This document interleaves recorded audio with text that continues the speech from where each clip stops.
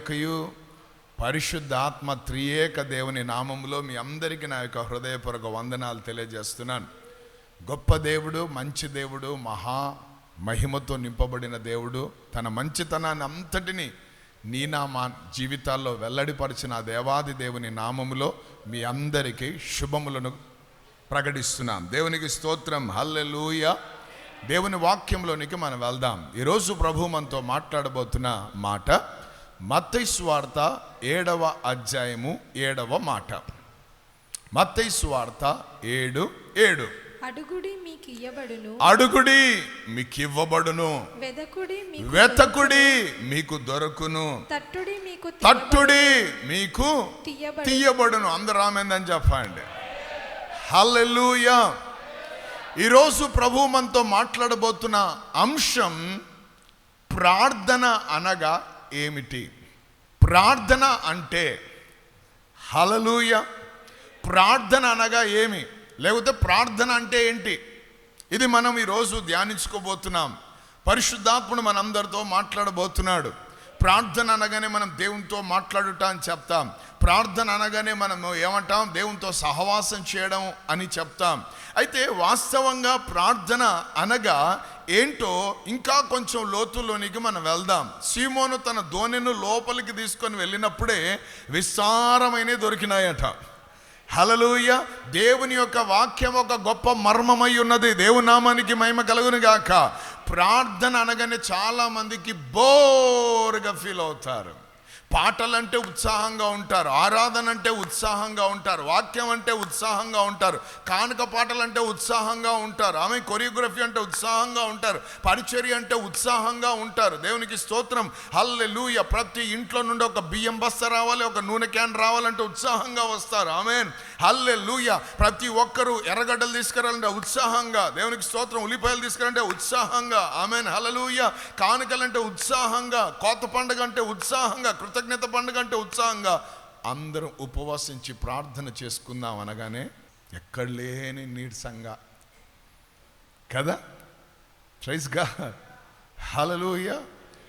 ప్రార్థన అంటే ఎవరికి ఇష్టం ఉండదు. ఎందుకు అది ఇష్టం ఉండదు అంటే సైతాన్ గానికి అది ఇష్టం లేదు కాబట్టి. వాడు నువ్వు పాడేటప్పుడు వదిలేస్తాడు, నేను ఆరాధించేటప్పుడు వదిలేస్తాడు, నేను వాక్యం చదివేటప్పుడు వదిలేస్తాడు, వాక్యం వినేటప్పుడు వదిలేస్తాడు, వాక్యం చెప్పేటప్పుడు కూడా వదిలేస్తాడు. కానీ నువ్వు మోకాళ్ళ మీదకి వచ్చినావు అంటే మాత్రం వాడు నిన్ను మోకాళ్ళ మీదకి రానియకుండా ఎన్ని రకాలైన పెట్టాలి అన్ని రకాలుగా పెడతాడు. ఈరోజు ఏమైనా కానీ ఈ రోజు నుంచి 3 రోజులు నేను ఉపవాసం ఉంటాను అని నువ్వు ప్రతిష్ఠించుకో. ఉదయం 7 గంటలకి ఆకలి స్టార్ట్ అవుతుంది నీకు. ఎందుకు? వాడికి తెలుసు వాని యొక్క రాజ్యం కుప్పగూలుతుందని. ఆమేన్. వాడు అన్ని చేయగలడు, కానీ చేయలేని పని ఏంటంటే దేవునితో మాట్లాడలేడు వాడు.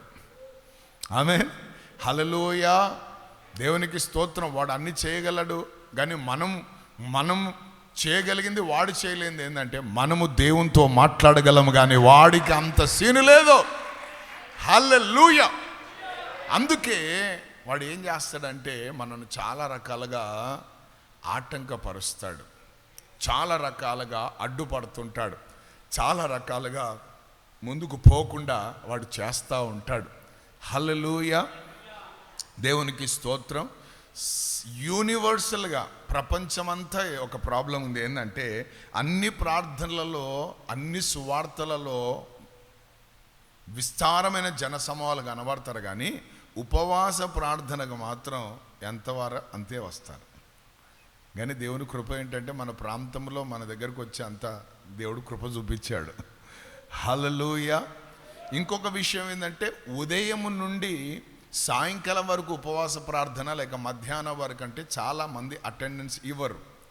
కానీ సాయంకాలం ఉపవాస ప్రార్థన ఉంటుంది 6 నుంచి 8:30 అని అంటే 100% వస్తారు. అది ఎక్కడ ఉపవాసం ఇప్పటికీ నాకు అర్థం కాలే. ఆమె పొద్దునంతా కోటి కోసం కోటి పనులు చేస్తేవి, సాయంకాలం 6 గంటల నుంచి 8:30 అంటే ఒక 2-2:30 గంట ఏం మాట్లాడుతీవి, ఏం కూర్చుంటేవి దేవుని సన్నిధిలో. 8:30 అయిపోయిన తర్వాత వెంటనే బయలుదేరుతీవి, ఇంటికి పోయారు 9 అయితే 9-9:30 అయింది, ఇంట్లో ఒక 2 నిమిషాలు మాట్లాడుతీవి, దాని తర్వాత చక్కగా భోజనం చేస్తేవి, నిద్రపోతీవి. ఒకవేళ ఫాస్టింగ్ ఉంటే రాత్రంతా నిద్రలోనే రాత్రంతా ఉపవాసం ఉండి ప్రార్థన చేశానంటే మంచి ప్రార్థన, అది అద్భుతమైన ప్రార్థన. రెండు కలుపుకొని చేసిన ప్రార్థన, ఒకటి ఉపవాసం ప్లస్ సంపూర్ణ రాత్రి. రెండు కలుసుకున్నాయంటే రెండు కలిసినాయంటే 1000 ఆశీర్వాదం వస్తుంది. కానీ ఇక్కడ అది కాదే.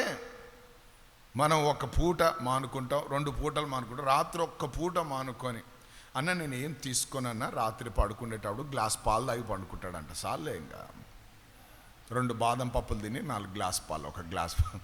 హల్లెలూయా. రాత్రంతా కదా. అదేందో విచిత్రం, ప్రతిరోజు రాత్రి 11:30-12 గంటల వరకు మేలుకుంటారు, కానీ ఏ రోజైతే ఉపవాసం ఉంటుందో ఆ రోజు 9:30కి నిద్రపోయింటారు.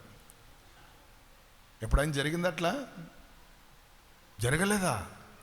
దేవా, ఇంత పరిశుద్ధులకు నేను ప్రకటిస్తున్నానంటే ఏమో, నాకైతే ఎన్నోసార్లు జరిగింది. ఆమెన్. ఇప్పుడు కూడా జరుగుతూ ఉంటుంది అప్పుడప్పుడు. దేవునికి స్తోత్రం. హల్లెలూయా, హల్లెలూయా. దేవుని నామానికి మహిమ కలుగాక. యేసు ప్రభు వారు అంటున్నారు ఏమని? అడుగుడి మీకు ఇవ్వబడును, వెతకుడి మీకు దొరుకును, తట్టుడి మీకు తీయబడును. ప్రార్థన అనగా అడగడము, ప్రార్థన అనగా వెతకడము, ప్రార్థన అనగా తట్టడము. ఇదే ప్రార్థన. దేవునికి స్తోత్రం. హల్లెలూయా.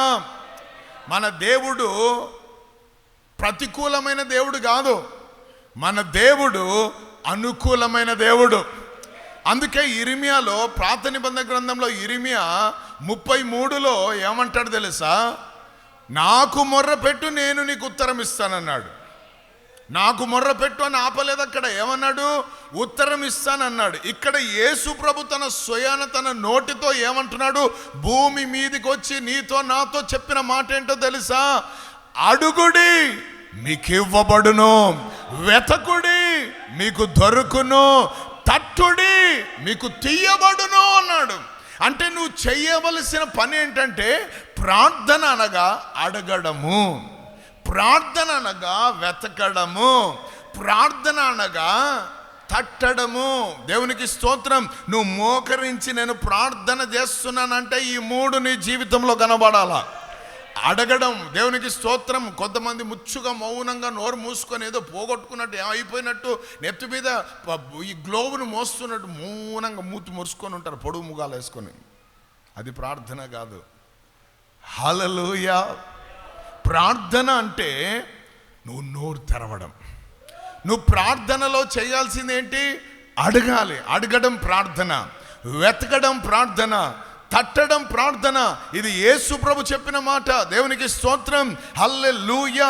నువ్వు ఈ లోకంలో ఎవరిని అడిగినా వారి దగ్గర నుంచి వస్తుందో రాదో నాకైతే తెలియదు. నువ్వు ఎవరి గురించి దేని గురించి వెతుకుతున్నా అది దొరకదో నాకు తెలియదు. నువ్వు ఎవరి దగ్గరికి వెళ్ళి తడుతున్నా వారు తీస్తారో తీయరో నాకు తెలియదు. కానీ చెప్తున్నవాడు ఎవరో తెలుసా? ఉన్నవాడు అనువాడు అయి ఉన్నవాడు చెప్తున్న మాట ఇది. సృష్టికర్త అయిన వాడు చెప్తున్న మాట ఇది. బలమైన వాడు చెప్తున్న మాట ఇది. ఆకాశమున సింహాసనము, భూమిన పాదపీఠమని చెప్తున్న వాడు ఇది. అది ఏ మాట తెలుసా? మీరు అడగండి నేను మీకు ఇస్తాను. దేవునికి స్తోత్రం. మీరు వెతకండి అది మీకు దొరుకుతుంది, తట్టండి మీకు అది తీయబడుతుంది అంటున్నాడు ప్రభు. హల్లెలూయా. ఆమేన్. ఏం పౌలన్నా ఏంటి విషయం అంటే, పౌలు ఏమంటాడు తెలుసా? నేను ప్రకటించే యేసయ్య, నేను అనుభవిస్తున్న యేసయ్య, నేను ఎరిగిన యేసయ్య అడిగిన దానికంటే ఊహించిన దానికంటే అత్యధికంగా ఇచ్చేవాడు. హల్లెలూయా. ఒకసారి అందరు గట్టిగా చప్పట్లు కొడుతూ ఆమేన్. హల్లెలూయా. ఆమేన్. అడిగేవాడు అనుమానం లేకుండా అడగాలట. యేసుప్రభు ఇంకా కొంచెం లోతుల్లోకి వెళ్ళి ఏమంటాడు తెలుసా? నువ్వేదైతే అడిగి ఉన్నావో అది పొందుకున్నావని నమ్మిన ఎడల అది నీకు దొరుకును. హల్లెలూయా. హృదయంలో విశ్వసించి అంతే. అడగడమే ప్రార్థన, వెతకడమే ప్రార్థన. ఆమేన్. ఏం వెతకాలి?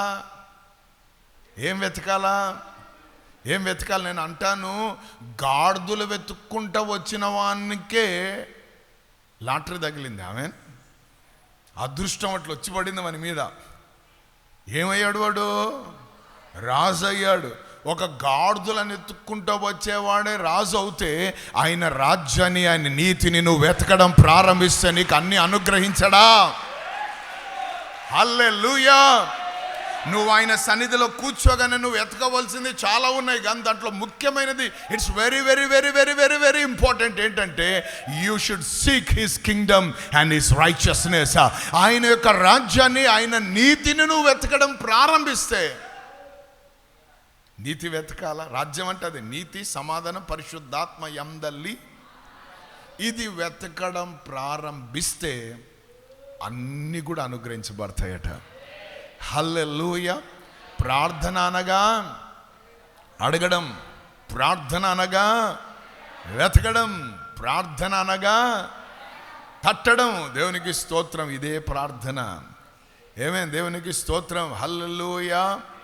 అయితే ఇది మన మైండ్లో పెట్టుకొని, మన హృదయంలో పెట్టుకొని, దీనిని బాగా ధ్యానించి దీన్ని అరిగించుకుంటే మాత్రం ఒకటి చెప్తున్నాను, నువ్వు ఎట్లా బయటకు వస్తుంటావంటే, లోపలికి పోయి నువ్వు ఎట్లా బయటకు వస్తుంటావంటే, పోయేటప్పుడేమో సమస్యలు, పోయేటప్పుడేమో పరిస్థితులు, పోయేటప్పుడేమో ప్రాబ్లమ్స్, పోయేటప్పుడేమో ప్రశ్నలు, పోయేటప్పుడేమో అనేకమైన రకాలైన వాటితో నువ్వు ఆయన సన్నిధిలోకి వెళ్తావు.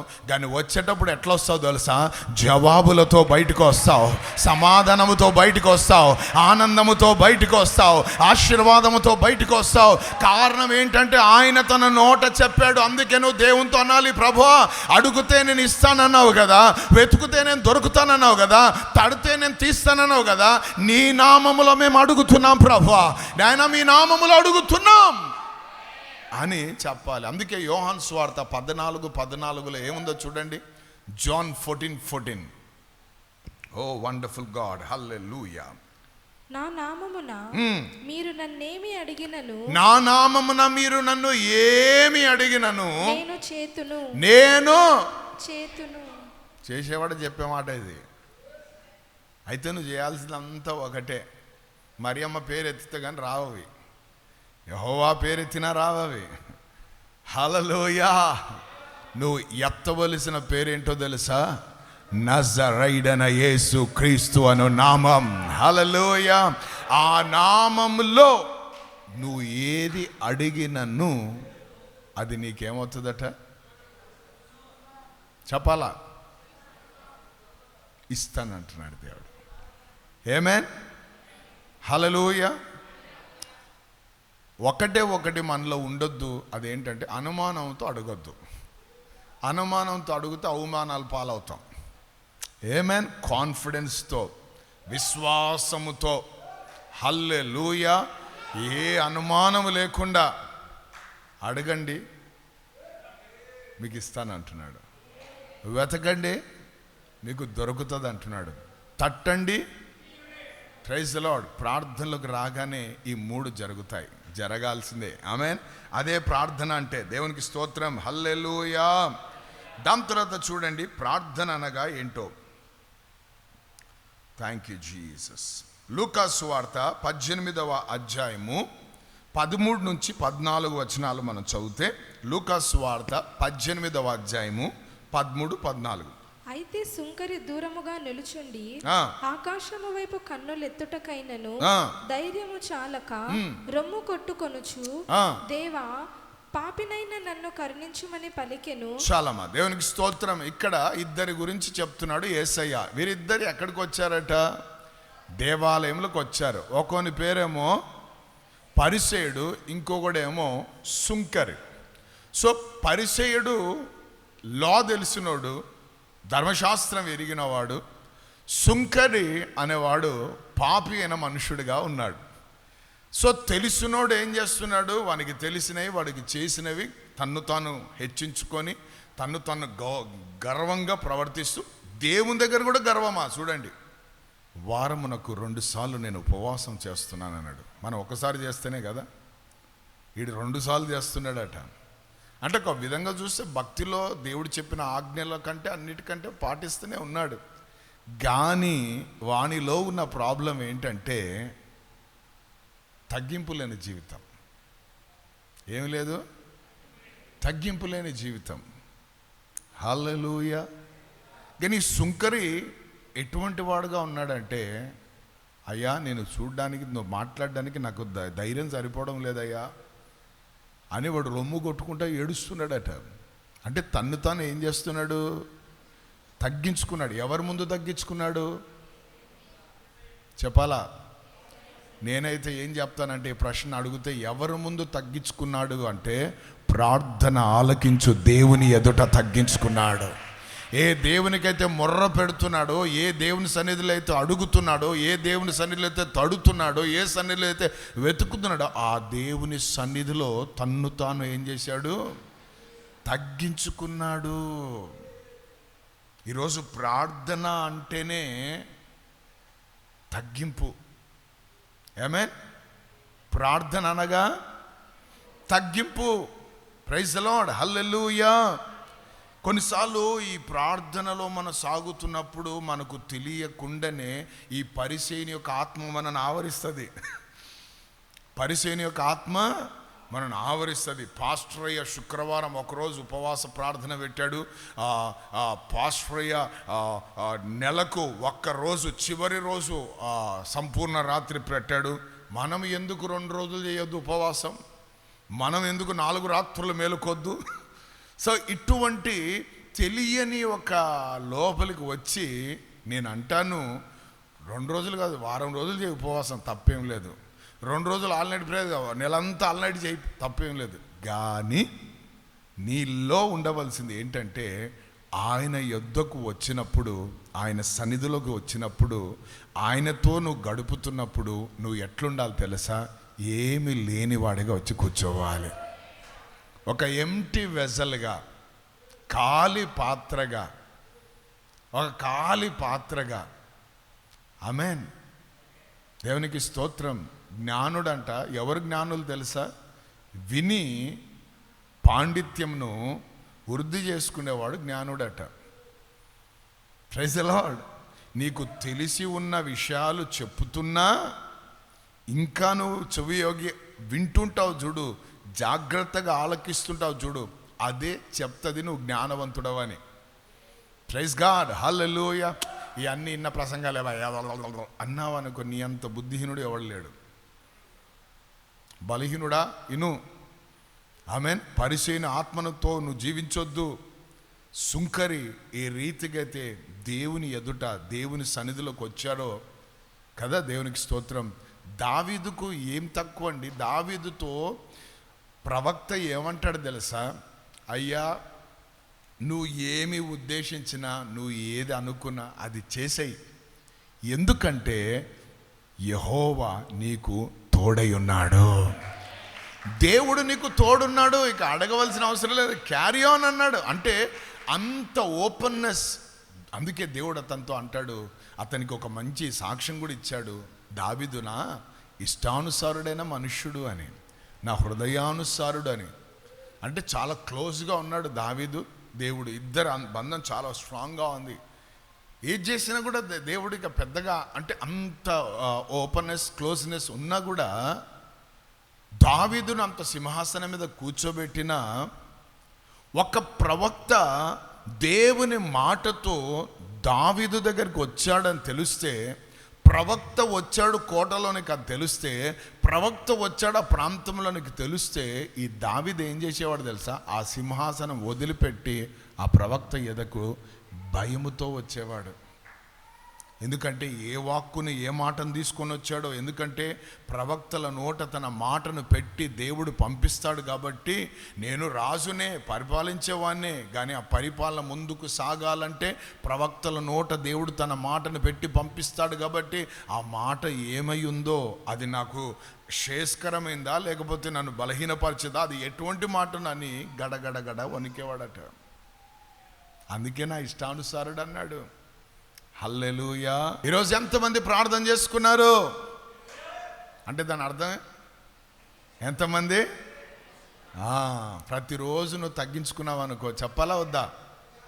పెందల కడ లేచి సూర్యుని యొక్క ఆ యొక్క వెలుగు భూమి మీద పడక ముందే నీవు తగ్గించుకొని ప్రభు పాదాల దగ్గర కూర్చున్నావు అనుకో, భూమి మీదున్న సమస్త జనుల కంటే దేవుడు నిన్ను హెచ్చిస్తాడు. హల్లెలూయా. ఈరోజు నీకు అన్నిట్లో హెచ్చింపు రావాలంటే, ఈ రోజులో నువ్వు అన్నిట్లో గణపరచబడాలంటే, ఈరోజు అన్నిట్లో పైవాడిగా ఉండాలంటే, ఈరోజు అన్నిట్లో అందరికి ఇచ్చేవాడిగా ఉండాలంటే, ఈరోజు నువ్వు అన్నిట్లో టాప్ మోస్ట్ స్థితిలో ఉండాలంటే ఫస్ట్ అవర్ ఉదయాన్నే పెందలకడ లేచి నువ్వు తగ్గించుకోవడం నేర్చుకో.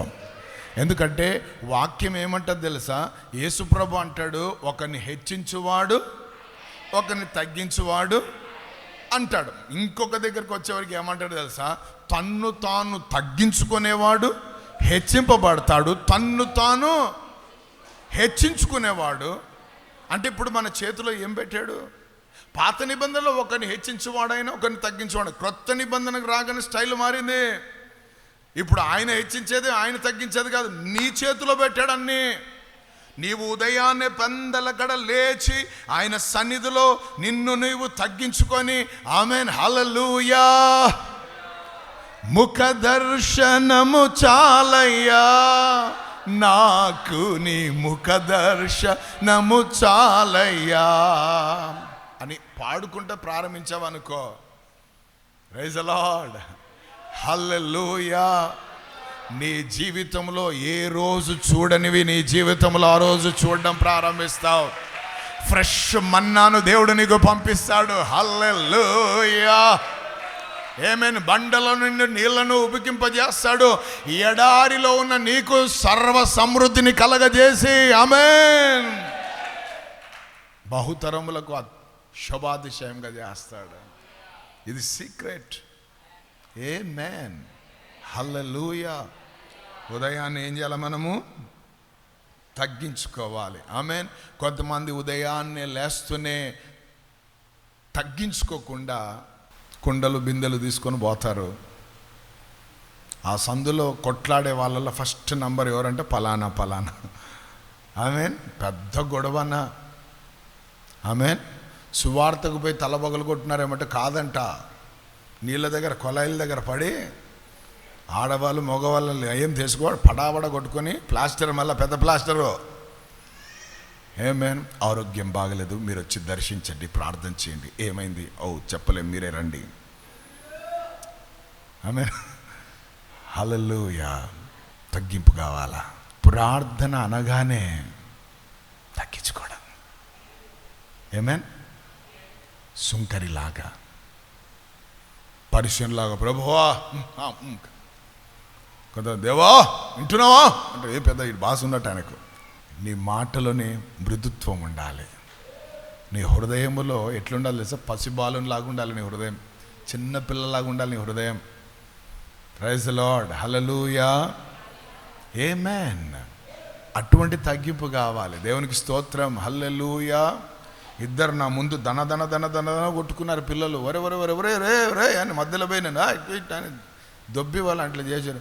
10 నిమిషాలకు కుడివైపు ఒకడు ఎడంవైపు ఒకడు వచ్చి కూర్చొని తింటున్నారు నా పక్కన. బాగుంది కదా అంటాడు వీడు. నేను అనుకున్నాను వీళ్ళనే నాన్న ఎంతవరకు గొడవ చేస్తే ఒడిపించింది అనుకున్నాను. అదే పెద్దోళ్ళు అయితే ఆ పెళ్లి నుంచి వెళ్ళిపోయినాడు ఆయన. ఆ ప్రార్థనలోంచే రోషంగా బైబిల్ పట్టుకొని దాటుకున్నాడు ఆయన. ఓ అబ్బా, ఇంకా మళ్ళా అడుగు పెట్టనని ఒక శపథం చేసిపోయాడు. దేవునికి స్తోత్రం. ఈ మన పెద్దోళ్ళకు ఉన్నాయి. దేవునికి స్తోత్రం, హల్లెలూయా. వాళ్ళు పెద్దోళ్ళు అనాలా పేదోళ్ళు అనాలా ఏమనాలో అర్థం కావడంలే నాకు. దేవునికి స్తోత్రం. కాబట్టి ప్రియ సంగమా, ప్రార్థన అనగా తగ్గింపు. మూడోది చూడండి, లూకా సువార్త 11వ అధ్యాయము 7వ వచనం, 7 నుండి 10 వచనాలు మనం చదివితే, అతడు సిగ్గుమాలి మాటి మాటికి అడుగుట వలన. ప్రార్థన అంటే ఏంటో తెలుసా? మాటి మాటికి అడగాలంట. ఒక్కసారి అడిగేసి వదలడం కాదు ప్రార్థన అంటే. మన మనుషులను అడుగుతుండే, సార్ నా ఫైల్ ఏమైంది సార్, సార్ ఏమైంది సార్ చెప్పినావు సార్ ఎప్పుడు ఇస్తావు సార్ ఇస్తావా లేదా సార్? మాటి మాటికి నేను ఇస్తానన్నా కదా, సర్లే సార్ అంటావు. మళ్ళీ మరుసటి రోజు కాగానే పొద్దున కనబడగానే. ప్రార్థనలో కూడా నాకు ఆ మాట చాలా నచ్చింది. సిగ్గుమాలి మాటి మాటికి అడగాలంట. అంటే దేవుని దగ్గర సిగ్గుపడొద్దు. మనం సిగ్గుతో కొన్ని ఆశీర్వాదాలు పోగొట్టుకుంటాం. ఆమేన్. సిగ్గుపడకుండా లేక సిగ్గు లేకుండా మాటికి అడగాలి. అడుగుడి మీకు ఇవ్వబడును అన్నాడే, ఇప్పుడేమంటాడు? మాటికి అడగాలట. హల్లెలూయా. మాటికి నువ్వు అడుగుతే తప్పకుండా ప్రభువు నీ జీవితంలో న్యాయమును జరిగిస్తాడు. దేవుని బిడ్డలారా, హల్లెలూయా, ఆమేన్. ఏలియా ఎన్నిసార్లు ప్రార్థన చేశాడు? 7 సార్లు ప్రార్థన చేశాడు. దేనికోసం ప్రార్థన చేశాడు? ముయ్యబడిన ఆకాశము తెరవబడ్డానికి, వర్షము కురిపించబడ్డానికి. హల్లెలూయా. ఆయనే మూసాడు, ఇప్పుడు ఆయన్నే తెరుస్తున్నాడు. ఆమేన్. తెరవడానికి ఎన్నిసార్లు ప్రార్థన చేశాడైనా? 7 సార్లు. చెప్పిందే చెప్తున్నాడు. హల్లెలూయా. పరలోకం కూడా అంతే. ప్రతి గానం ఉంటుందట. పరలోకంలో ఏముంటుందట? గానము ప్రతి గానం. అంటే పాడిందే పాడుతుంటారు. పరిశుద్ధుడు అంటే పరిశుద్ధుడు. కొన్నిసార్లు మనం అట్లా చెప్తా ఉంటే ఏం దేవుడు చోటాడు అంటాం. కాదు, కొన్ని మాటికి అడగడం నేర్చుకోవాలి. హల్లెలూయా. మన దేవునికి వచ్చినప్పుడు మనం మాటికి అడగాలి. కొన్నిసార్లు ఏమవుతుందంటే మన ప్రార్థనకు వెంటనే జవాబు రాదు. మనం చేసిన వెంటనే జవాబు రానప్పుడు ఏం చేస్తాం? ఒక్కసారి అడుగుతాం, 2 సార్లు అడుగుతాం, ఒక 4 నెలలు అడుగుతాం, ఒక 5 నెలలు అడుగుతాం, ఒక సంవత్సరం అడుగుతాం. దాని తర్వాత స్తోత్రం ఆమేన్ చెప్తాం. వీలైతే కొన్ని మాటలు వాడతాం. దేవా నీ చిత్తమే నెరవేర్చబడును గాక, ఆమేన్ అంట. ఎక్కడ పోయింది? అది కాదట. ఆమేన్. మాటికి సిగ్గుమాలి నువ్వు మాటికి అడుగుతున్నావు అనుకో, తప్పకుండా దేవుడు నీకు అనుగ్రహిస్తాడు. హల్లెలూయా. అంటే ప్రభు ఏం చూస్తాడంటే వీడికి ఎంత ఆసక్తి ఉందో చూస్తాడు, వీడికి ఎంత ఆశ ఉందో చూస్తాడు. ఆమెను మీకు ఎంత తృష్ణ ఉందో, ఎంత కోరిక ఉందో చూస్తాడు. దేవునికి స్తోత్రం. హల్లెలూయా. సో మనం ఒక్కసారి చేసి ఆపడం కాదు, మాటికి అడగడమే ప్రార్థన. హల్లెలూయా. దాని తర్వాత చూడండి, దేవునామానికి మహిమ కలుగునుగాక. మార్కు సువార్త ఎఫెసీలకు రాసిన పత్రిక 6వ అధ్యాయం 18వ వచనం. ఎఫెసీ 6:18లో చూస్తే, పూర్ణమైన పట్టుదలతో విజ్ఞాపన చేయుచు మెలకువగా ఉండుడి. హల్లెలూయా. దేవునామానికి మహిమ కలుగును గాక. ఆమేన్. ప్రార్థన అనగా పూర్ణమైన పట్టుదలతో విజ్ఞాపన చేయుట. ఏంటంటే ప్రార్థన అంటే పూర్ణమైన పట్టుదలతో విజ్ఞాపన చేయుట. హల్లెలూయా. దేవునికి స్తోత్రం. పట్టుదల ఉండేదే ప్రార్థన. దేవుని నామానికి మహిమ కలుగును గాక. ఒడుం పట్టుబడాలా దేవుని దగ్గర. దేవునికి స్తోత్రం. పూర్ణమైన పట్టుదలతో ఆయన సన్నిధిలో విజ్ఞాపన చెయ్యాలా. దేవుని నామానికి మహిమ కలుగును గాక. అన్న డిసైడ్ అయిపోయి మందిరంలో కూర్చొని పూర్ణ పట్టుదలతో కూర్చుందాం. ఇక నేను ఏదో ఒకటి తెలుసుకొని వస్తానని చెప్పింది వాళ్ళ భర్తతో. సర్లేమ్మా నీ ఇష్టం అని చెప్పి వెళ్ళిపోయినాడు ఆయన. ఏ మాత్రం మందిరం వదలకుండా పూర్ణమైన పట్టుదలతో అడుగుతుంది. ఆమె పెదవులు ఆడుతున్నాయి, స్వరం బయటికి రావడం లేదు కదా. అంటే అంత విలపిస్తుంది దేవుని సన్నిధిలో, కన్నీళ్ళు అంత కారుస్తుంది ఆమె దేవుని సన్నిధిలో. ఆ పట్టుదలతో కూడిన ప్రార్థనే మనం నేర్చుకోవాలి. పూర్ణమైన పట్టుదల. దేవునికి స్తోత్రం. కొంతమంది సేవకులు ఇట్లా అడిగారంట, నువ్వు నాకు ఈ దేశం ఇస్తావా లేకపోతే నా ప్రాణం తీసుకుంటావా అన్నారట. ఆమేన్. పూర్ణమైన పట్టుదల. దేవుని నామానికి మహిమ కలుగాక. ఆకాశమందు నీవు తప్ప